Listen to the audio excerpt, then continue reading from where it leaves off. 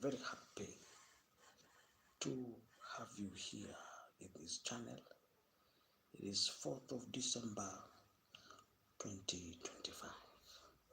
Very happy that you are watching this channel. So here we are reading about, the arrest of Jesus. In fact, I want to buy a coffee maker that can stay here so that we can read. Peter was following him at a distance, right up to the courtyard of the high priest. He entered and sat down with the guards to see the outcome. Here Peter was just quietly following Jesus. The chief priests and the whole Sanhedrin were looking for false evidence against Jesus so that they could put him, but they did not find any, though many false witnesses came forward. Finally, two came forward and declared, "This fellow, I'm able to destroy the temple of the Lord and rebuild it in 3 days." That's exactly what Jesus said. Then the high priest stood up and said to Jesus, "Are you not going to answer? What is this testimony that these men are bringing against you?"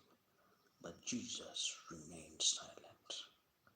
The high priest said to him, "I charge you under oath by the living God, tell us if you're the Messiah, the Son of God." In fact, that was the main charge against Jesus. He said that he was the Messiah. You have said so. Jesus replied, "But I say to you, from now on you will see the Son of Man sitting at the right hand of the Mighty One and coming on the clouds of heaven." Then the high priest tore his clothes and said, "He has spoken blasphemy. Why do you need any more witnesses? Look now, you have heard the blasphemy. What do you think? He is worthy. He is worthy of death." Any questions after that? He is worthy of death, they answered. Then they spat on his face and struck him with their fists. Others slapped him and said, "Prophesy to us, Messiah. Who hit you? Prophesy to us. Who hit you?" Now Peter was sitting out in the courtyard, and a servant girl came to him. "You also were with Jesus of Galilee," she said, but he denied it before them all. I don't know what you're talking about," he said. Any questions up to there? Then he went out to the gateway where another servant girl saw him. He said, "This fellow was with Jesus of Nazareth." He denied it again with an oath. "I don't know the man." After a while, those standing there went up to Peter and said, "Surely you're the one of them. Your accent gives you away." Alright, welcome to this channel. Subscribe. Please subscribe. Be part of this channel, alright? Subscribe. We're just about to finish the book of Matthew today. And in less than 1 minute, we'll start the book of Mark. No wastage of time. I want us to read the book of Matthew, no break. The only break we have is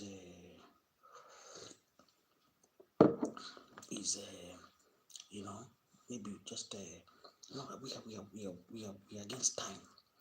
Any question? If you're new, subscribe, comment. We're just about the crucifixion of Jesus. Don't go anywhere. We are reading the book. I'm just about to get the best part. We are in Matthew 27. This is such a wonderful time. Then he began to call down curses and swear to them, "I don't know the man." Here Peter was 3 times. 3 times. Oh, this is good.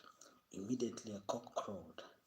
Then Peter remembered the word of Jesus had said, "Before the cock crows, you will disown me 3 times." And he went out and wept bitterly. If you're new to this channel, welcome. We're in Matthew 27. In 10 minutes, we'll be through the book of Matthew. Early in the morning, all the chief priests and the elders of the people made their plans how to have Jesus executed. So they bound him, led him away, and handed him over to Pilate, the governor. When Judas, who had betrayed him, saw that Jesus was condemned, he was seized with remorse and returned to the 30 pieces of silver to the chief priest and the elders. I have sinned, he said, for I have betrayed innocent blood. What is that to us? They replied, that's your responsibility. So Jesus threw the money into the temple and left. Then he went away and hanged himself. The chief priest picked up the coins and said, it is against the law to put this treasury into the treasury since it's blood money. So the money that Judas was given is known as blood money. So they decided to use the money to buy the potter's field as a burial place for foreigners. That is why it is called the field of blood to this day. Then that was spoken by Jeremiah, the prophet, was fulfilled.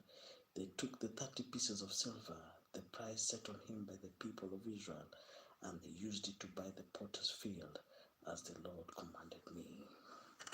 Now Judas had done what? He hanged himself. Judas hanged himself for betraying Jesus. Meanwhile, Jesus stood before the governor, and the governor asked him, are you the king of the Jews? Because you see, he was claiming that he was the Messiah. He was the King of Kings and the Lord of Lords. And at that time, there was a king. It's like when you saw in England this year, there was a king who claimed a man from Africa, a man from Ghana. He said that he's a king in Kubala. He said his kingdom is called Kubala Kingdom in Scotland, in a place called, what's that name? What was that name? That name in Scotland. Where is that place was called?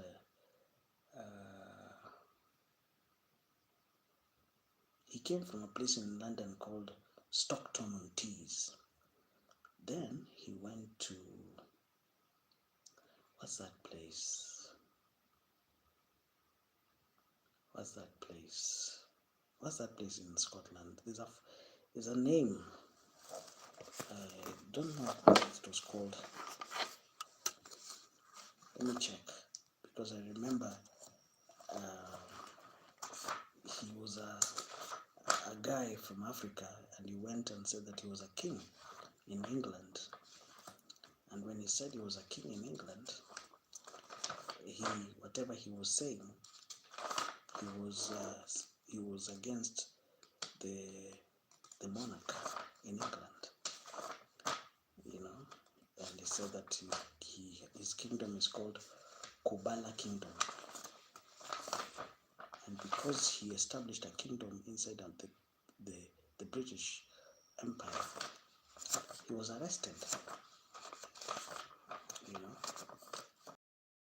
I don't remember that place. Let me just check. I wrote that name somewhere. That man came from Ghana, and he said that he comes from a place called, just give me a second.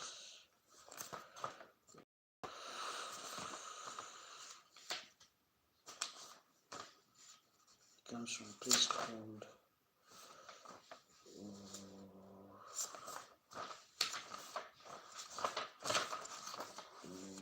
it's called,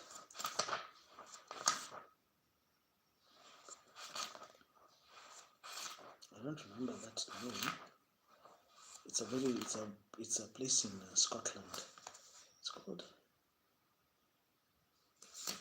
I don't remember. It's called, let me check. He came from, yes, Kubala. This man, he came from a place called Kubala Kingdom.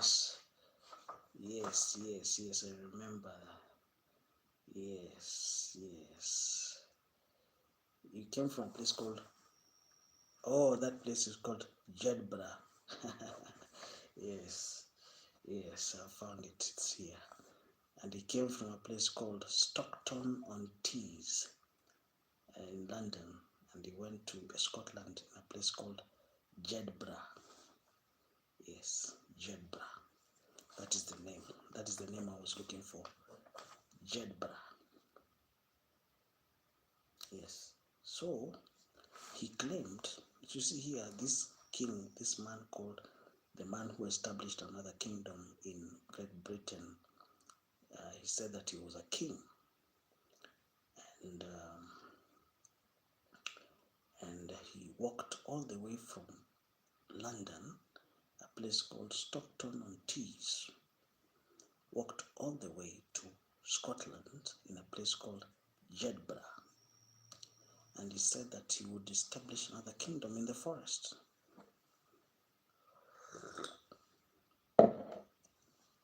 Of course, saying that he was a king in the United Kingdom, it put him on the map. It put him on the spot, because whatever he said was he's there to challenge the position of King Charles. That is exactly what Jesus was doing. He was saying he was the Messiah, and so whoever was on the throne was, Jesus did not recognize that kind of their leadership or their authority. So they were against him. All right. We're just about to finish the book of Matthew. Meanwhile, Jesus stood before the governor, and the governor asked him, "Are you the king of the Jews?" Like that African. "Are you the king of Kubala kingdom?" "You have said so," Jesus replied. When he was accused by the chief priests and the elders, he gave no answer. He said, "Don't you hear the testimony they are bringing against you?" But Jesus made no reply, not even to a single charge, to the great amazement of the governor. Jesus did not argue with them. All right, let's continue. Now, it was the governor's custom at the festival, a prisoner chosen by the crowd. At that time, they had a well-known prisoner whose name was Jesus Barnabas. So they went, the crowd had gathered, and Pilate asked them, "Which one do you want me to release to you, Jesus Barnabas or Jesus who is called the Messiah?" So there were two Jesus there. This thief was called Jesus also, Jesus Barnabas. For he knew it was out of self-interest that he had handed Jesus over to them. While Pilate was sitting on the judge's seat, his wife sent him this message: "Don't have anything to do with that innocent man, for I have suffered a great deal today in a dream because of him." So that was a great deal. There was a dream. But the chief priest and the elders pursued the crowd to ask for Barabbas to have Jesus executed. "Which of the two do you want me to release to you?" asked the governor. "Barabbas," they answered. "What shall I do then with Jesus who is called the Messiah?" "What crime has he committed?" asked Pilate. But they all shouted the louder, "Crucify him." When Pilate saw that he was getting nowhere, but that instead an uproar was starting, he took water, washed his hands in front of the crowd. "I'm innocent of this man's blood," he said. "It is your responsibility." All the people answered, "His blood is on us and on our children." Just about to finish. Don't worry. Don't worry. Then he released Barabbas to them, but he had Jesus flogged and handed him over to be crucified.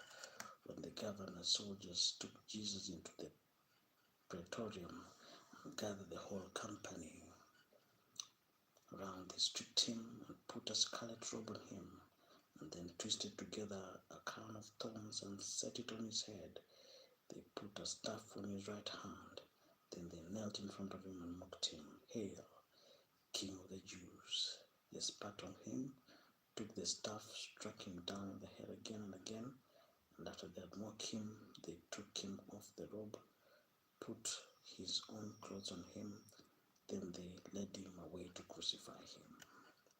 We are in the crucifixion of Jesus. As they were going out, they met a man from Cyrene called Simon, and they forced him to carry the cross. They came to a place called Golgotha, which means the place of the skull. There they offered Jesus wine to drink, mixed with gall, but after tasting it, he refused to drink it.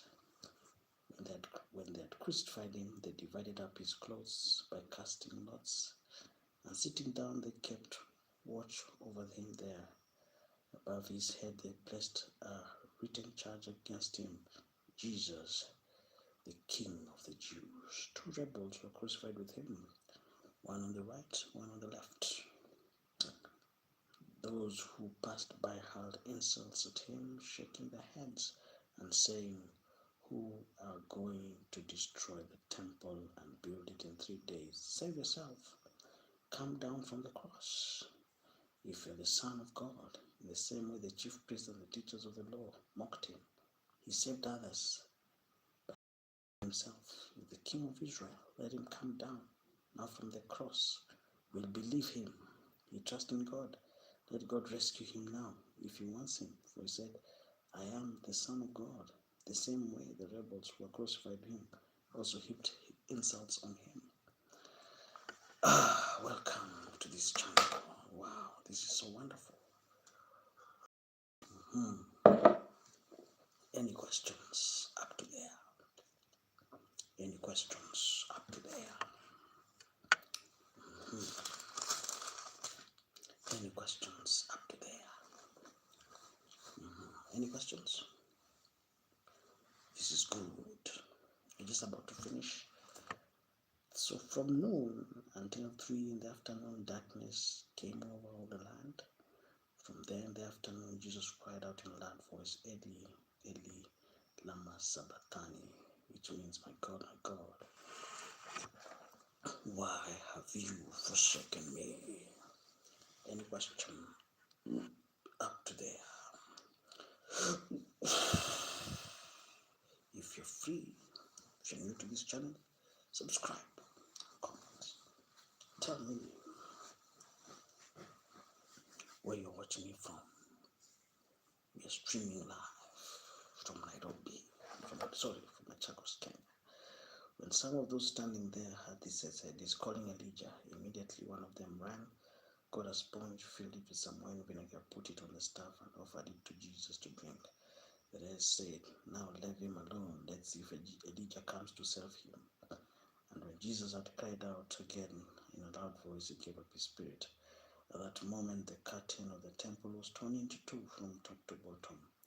The earth shook, the rocks split, and the tombs broke open. The bodies of the many holy people who had died were raised to life.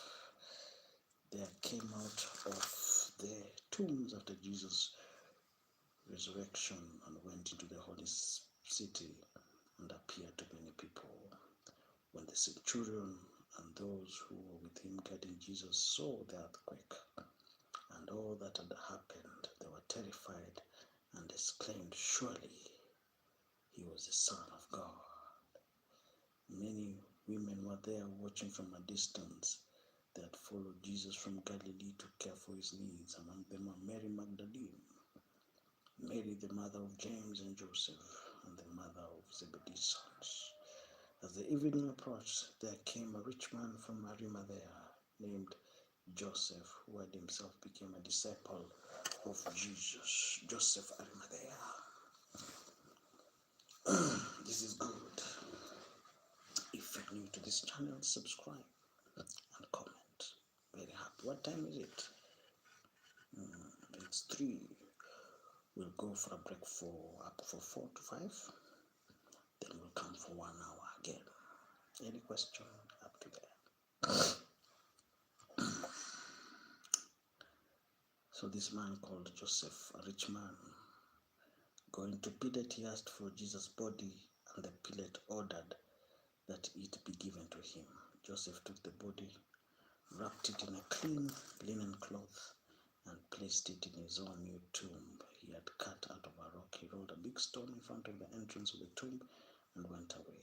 Mary Magdalene and then Mary, welcome to this channel, and Mary was sitting there opposite the tomb.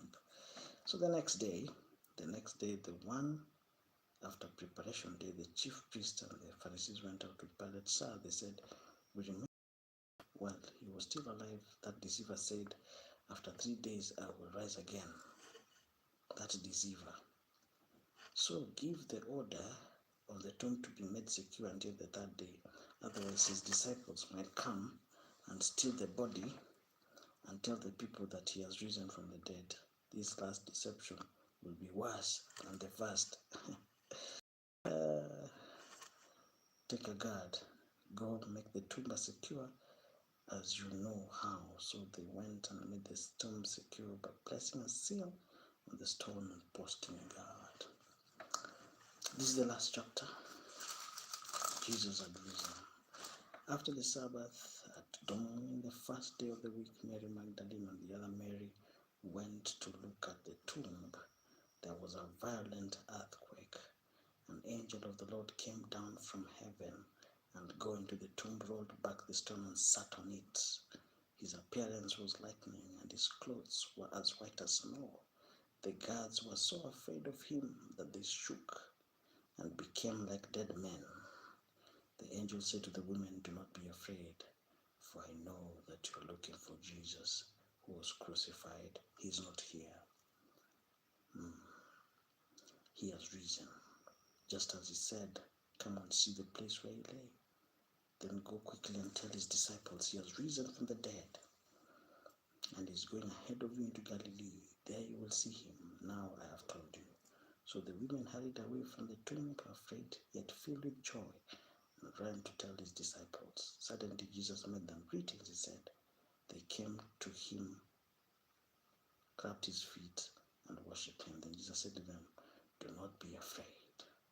Go and tell my brothers to go to Galilee. There they will see me. Any question up to there? Any question up to there? While the women were on their way, some of the guards went to the city and reported to the chief priest everything that happened. When the chief priest had met with the elders and devised a plan, they gave the soldiers a large sum of money. You are to say, his disciples came during the night and stole him away while we were asleep. If this report gets to the governor, you will satisfy him and keep you out of trouble. So the soldiers took the money and did as they were instructed. And this story has been widely circulated among the Jews to this very day. That the disciples of Jesus came at night, stole the body and went. He never resurrected. Any question up to there?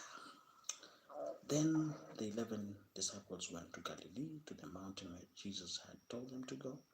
When they saw him, they worshipped him, but some doubted. Then Jesus came to them and said, all authority in heaven and on earth has been given to me. Therefore go and make disciples of all nations, baptizing them in the name of the Father, the Son, and the Holy Spirit, and teaching them to obey everything I've commanded you. As surely as I'm with you always to the very end of age. Wow. We have finished the book of Matthew. Very happy. We are now beginning a new book. Don't go